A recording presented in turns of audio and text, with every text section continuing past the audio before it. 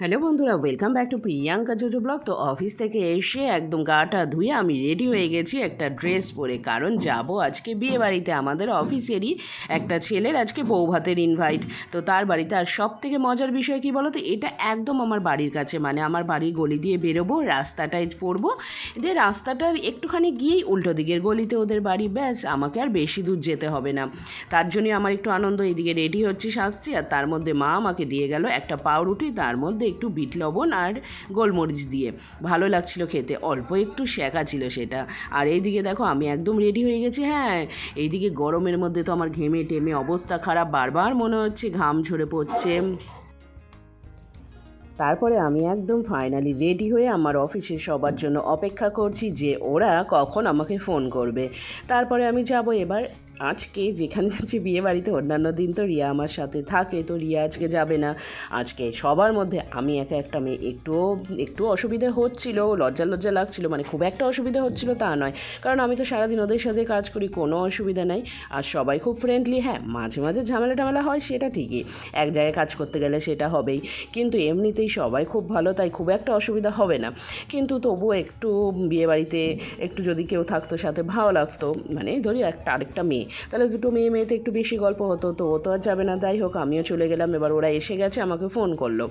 এইবার আমি এগোচ্ছি, হাঁটতে যাচ্ছি, যেহেতু বাড়ির সামনেই একদম, তো একটুখানি গিয়েই তারপরে। আর এই দিকে দেখো, এই যে বাড়ির সামনে কীরকম গাড়িগুলো আসছে, কীরকম ঘোলা দেখছে। ক্যামেরাটা বোধহয় একটু সমস্যা হচ্ছে, দাঁড়ো ক্যামেরাটা একটু পরিষ্কার করে নিই। এই যে ক্যামেরাটা পরিষ্কার করে নিয়েছি, এবার সব পরিষ্কার দেখা যাচ্ছে।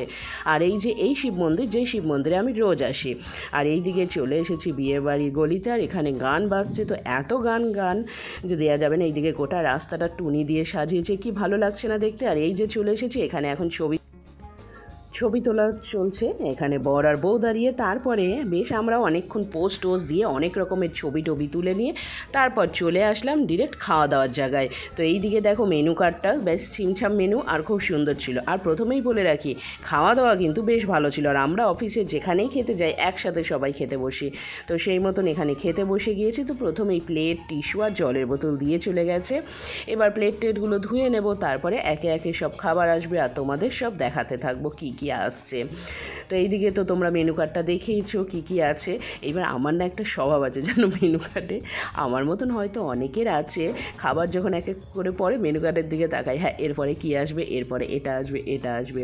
তো যাই হোক, প্রথমে স্যালাড দিয়ে গেল, তো স্যালাডের মধ্যে পেঁয়াজটাও আমার পাতে পড়েনি, তো একটু পেঁয়াজ চেয়ে নিলাম। তারপরে লাল শাক আসলো, কিন্তু অবাক করা বিষয় যে মেনুতে কিন্তু লাল শাক ছিল না। তো যাই হোক, লাল শাকটা তখন থাক, ভাতের সাথে খাওয়া যাবে। তারপরে চলে আসলো সোয়াবিনের চপ আর কাসুন্দি। সোয়াবিনের চপটা খেতে বেশ ভালো ছিল, মানে একদম ন্যাতানো নয়, ক্রাঞ্চি খুব ভালো ছিল খেতে। তারপর সোয়াবিনের চপটা শেষ করতেই চলে আসলো হচ্ছে ফ্রাইড রাইসে, যেটা আমার সবথেকে বেশি পছন্দের। অনেক কাজু, অনেক কিশমিশ আমার পাতে বেশ পড়েছিল, ভালো লাগছিল। তার সঙ্গে ছিল চানা পনিরটাও বেশ ভালো লাগছিল। চানা পনির দিয়ে ফ্রাইড রাইস খেয়ে শেষ করতেই চলে আসলো সাদা ভাত। তো সাদা ভাত দিয়ে আমি সবে শাক দিয়ে ভাতটা মেখেছি, কি চলে আসলো মুগের ডাল। তো মুগের ডালটা ভাতের মধ্যে নিয়েই লেবু চিপে নিলাম, কারণ লেবুর টুকরোটা তো চেয়েই নিয়েছিলাম। দিয়ে তারপরে চলে আসলো পটল চিংড়ি। বিয়ে বাড়িতে এই মেনুটা বা অনুষ্ঠান বাড়িতে এই মেনুটা না আমার ভীষণ ভালো লাগে, পটল চিংড়ি। আর পটল চিংড়িটা সত্যি খেতেও বেশ ভালো হয়েছিল জানো, খেতেও বেশ ভালো হয়েছিল, তাই আরেকবার চেয়ে নিলাম। তারপরে চলে আসলো চিকেন। আর এইটা তখনও দেখো আমার পটল চিংড়ি শেষ হয়নি, পটল চিংড়ি দিয়ে তখনও খেয়ে যাচ্ছি। তারপরে চিকেন দিয়ে খাওয়া শুরু করলাম, আর চিকেনটা বেশ ভালো সেদ্ধ হয়েছিল, খেতেও ভালো। প্রত্যেকটা রান্নাই ভালো ছিল, ঝাল টাল কম, যেটা বিয়েবাড়িতে ন্যাচারালি হয়, ঝাল হলে তো খাওয়া যায় না।